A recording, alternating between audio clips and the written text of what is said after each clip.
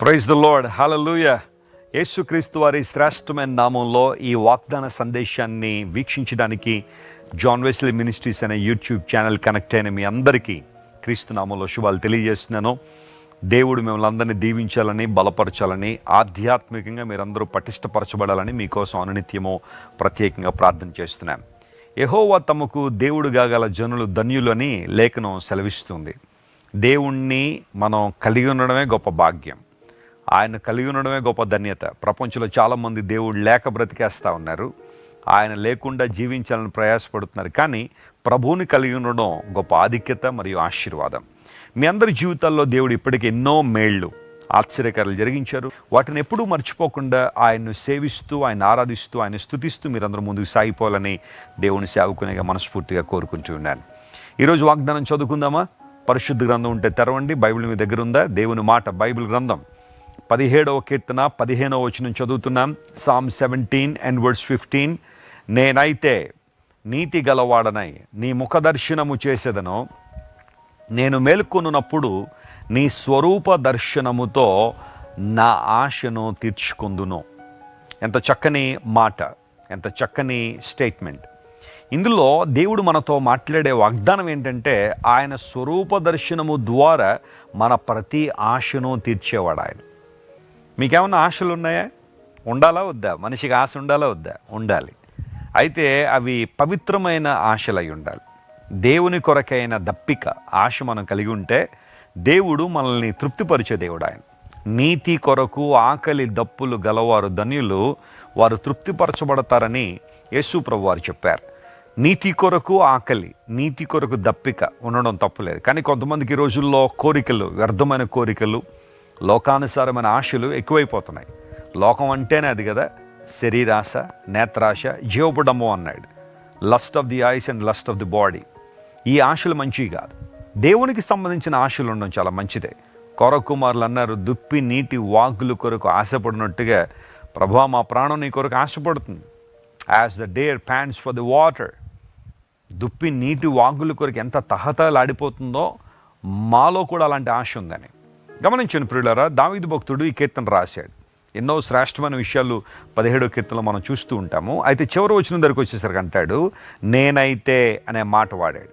నా మట్టుకైతే, as for me అనే మాట అక్కడ మనం చూస్తున్నాం. ఎందుకు ఆ మాట వాడాడంటే, ఆ పై కీర్తన అంతట్లో కూడా కొంతమంది దేవుణ్ణి ఎరుగని వారు, దేవునితో సహవాసం లేనివారు, దేవునికి దూరంగా బ్రతికే వారి లక్షణాలన్నీ కూడా అక్కడ రాసుకుంటూ వచ్చారు. అలాంటి వారందరినీ చూసిన దైవజనుడు తన గురించి తను మాట్లాడుతుంటాడు.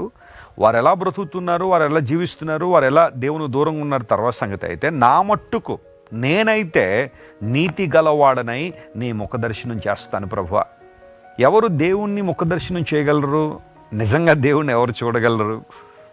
ఎవరు దేవుణ్ణి దర్శనం చేసుకోగలరు? చాలామంది మేము ఒక చోటకి వెళ్ళి వచ్చామండి, దేవుణ్ణి చూసి వచ్చామండి అంటారు. నిజంగా దేవుణ్ణి చూశారా అంటే అక్కడ ఏదో చూసి వచ్చారు వాళ్ళు, దేవుణ్ణి చూసాం అనుకుంటున్నారు. దేవుణ్ణి చూడడం అంత సులభమా? భౌతిక నేత్రాలతో దేవుణ్ణి మనం చూసేయచ్చా? గమనించండి ప్రియులారా, నీతి గలవాడనై నేను నీ ముఖదర్శనం చేస్తాను. నిజంగా దేవుడిని ఎవరు చూడగలరు? ఆయన ప్రసన్నతను ఎవరు అనుభవించగలరు? ఆయన మహిమా ప్రభావములను ఎవరు వీక్షించగలరంటే దేవుని నీతితో నింపబడిన వారు. ఆమేన్, ప్రైజ్ ది లార్డ్. దేవుని నీతితో తమ్మును తాము అలంకరించుకున్నవారు. యేసుక్రీస్తు ప్రభువారు ఈ లోకానికి వచ్చి సిలువలో మనందరి కోసం మరణించి ధారధారలుగా తన రక్తాన్ని కార్చింది. ఎందుకు అంటే మనలందరినీ కూడా నీతిమంతులుగా చెయ్యాలని. మనందరం స్వనీతితో నింపబడ్డాం. మన సొంత కార్యాలు, సొంత ఆలోచనలు, సొంత భక్తితో దేవుని మెప్పించేయాలనే ఆలోచన మనలో ఉంది. దుర్నీతితో నింపబడిన వారు కొంతమంది, అవినీతితో నింపబడిన వారు మరికొంతమంది. అయితే యేసు ప్రభువు వారు సిలువలో మన కోసం ఎందుకు మరణించారంటే మనందరినీ కూడా తన నీతితో నింపడానికి. Jesus wanted to impute his righteousness into our lives. ఆయన చేసిన గొప్ప మేలు అది. ఎప్పుడైతే నీతిమంతులుగా మనం తీర్చిదిద్దబడుతున్నామో అప్పుడు దేవుని ముఖ దర్శనం చేస్తున్నాము, ఆయనతో సహవాసం చేయగలుగుతున్నాం. క్రీస్తు ప్రభు యొక్క ప్రేమ మాధుర్యాన్ని స్పష్టమైన రీతిలో మనం అర్థం చేసుకోగలుగుతున్నాం. ఆయన కోసం బ్రతకాలనే ఆశ మనల్ని నడిపిస్తుంది. కారణం ఏంటో తెలుసా? నీతి గలవారమై ఆయన ముఖదర్శనం చేస్తున్నాం. నాకేవైతే ఆశలు ఉన్నాయో, నాకేవైతే కోరికలు ఉన్నాయో, నాకేవైతే అవసరాలు ఉన్నాయో అవన్నీ కూడా యేసుక్రీస్తు ప్రభు యొక్క స్వరూప దర్శనములో తీర్చబడుతున్నాయి. ఎంత చక్కని మాట ఇది. నీ ఆశలు ఎక్కడ తీర్చబడుతున్నాయి? ఎటు పరిగెడుతున్నావు? లోకంలో వెతికి అలసిపోయిన వారు చాలామంది ఉన్నారు. వేటి కోసం? సంతృప్తి కోసం, సమాధానం కోసం, సంతోషం కోసం అలసిపోయారు. తమతో పాటు ఉన్న వాళ్ళని కూడా ఇబ్బంది పెట్టేశారు. కానీ దేవుణ్ణి వెంబడించేవారు, క్రీస్తు ప్రభు యొక్క ప్రేమ మాధుర్యాన్ని అర్థం చేసుకున్నవారు ఆయన స్వరూప దర్శనంతో తమ ప్రతి ఆశను తీర్చుకుంటున్నారు. ప్రభునందు ప్రియులరా, సమరయ స్త్రీ జీవితాన్ని పరిశీలన చేస్తే ఆమె ఏదో ఒక ఆశను తీర్చుకోవడానికి బావి దగ్గరికి వచ్చింది, సుకార్ అనే ప్రాంతంలో. యేసు ప్రభు ఆ ప్రాంతానికి వెళ్ళి ఆమెను దర్శించి ఆమె హృదయంలో మార్పు తీసుకొచ్చిన తర్వాత ఆమె గ్రామంలోనికి పరిగెత్తి యేసు ప్రభుని గురించి సాక్ష్యం చెప్పడం ప్రారంభించింది. ఒకప్పుడు గ్రామంలోంచి వెలుపలకు వచ్చింది తన ఆశను తీర్చుకోవాలని, లోక సంబంధమైన ఆశలు తీర్చుకోవడానికి. కానీ ఎప్పుడైతే ప్రభువుని అంగీకరించిందో గ్రామంలోనికి వెళ్ళి ప్రభు గురించి చెప్పడం ప్రారంభించింది. That's the transformation. అది ఒక రూపాంతర అనుభవం. ఈరోజు నీ ప్రతి ఆశను తీర్చగలిగిన దేవుడు ఆయన. బంధువులు తృణీకరించారని ఏడుస్తున్నావా? స్నేహితులందరూ వదిలిపెట్టేశారని బాధపడుతున్నావా?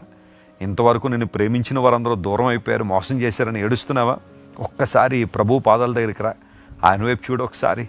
నీ ప్రతి ఆశను తీర్చగలిగిన వాడు ఆయన. నీకు ఆదరణ ఇవ్వగలిగిన వాడు, సంతోషం ఇవ్వగలిగిన వాడు, సమాధానం ఇవ్వగలిగిన వాడు, సంతృప్తితో నీ జీవితాన్ని ముందుకు కొనసాగింప శక్తి కలిగిన దేవుడు ఆయన. ఆయన వైపు చూస్తావా? ఈరోజు ఈ వాగ్దానాన్ని క్లెయిమ్ చేసుకుని ప్రభువును స్తుతించండి. బలమైన కార్యాలు మీ జీవితంలో దేవుడు జరిగిస్తాడు. ప్రార్థన చేసుకుందాం. కళ్ళు మూసుకోండి. ప్రేమగల తండ్రి, గొప్ప దేవానికి వందనాలు. దావీదు భక్తుడు తన జీవిత అనుభవంలో నుండి పలికిన ఒక మాటను ఈరోజు మా ముందుకు తీసుకొచ్చారు. నీ స్వరూప దర్శనంతో మా ప్రతి ఆశ తీర్చబడుతుందని. అవును ప్రభు, లోకంలో చాలామంది తమ ఆశలు, కోరికలు తీర్చబడాలని ఎన్నెన్నో చోట్లకు వెళ్తున్నారు, ఏవేవో చేస్తున్నారు, ఆఖరికి తమ ప్రాణాలు కూడా పోగొట్టుకుంటున్నారు. కానీ సజీవుడు అని నీ పాదాల చెంత మేము ఉండడం ద్వారా, నిన్ను వెంబడించడం ద్వారా మా ప్రతి ఆశను తీర్చే దేవుడు, మా అవసరాన్ని తీర్చే దేవుడు కనుక నీకు వందనాలు. ఈరోజు మా ప్రియులు ఎట్టి అవసరాలతో నీ వైపు చూస్తున్నారో, ఏ విధమైన పరిస్థితుల్లో ఉన్నారో వారందరూ మీరు ముట్టి కనికరించి లేవనెత్తండి. బలమైన కార్యాలు వారి జీవితంలో జరిగించండి ప్రభువా.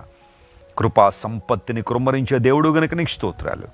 ఘనత మహిమ నీకే చెల్లిస్తూ యేసు నామం పేరిట అడిగి వేడుకొనిచున్నాం తండ్రి.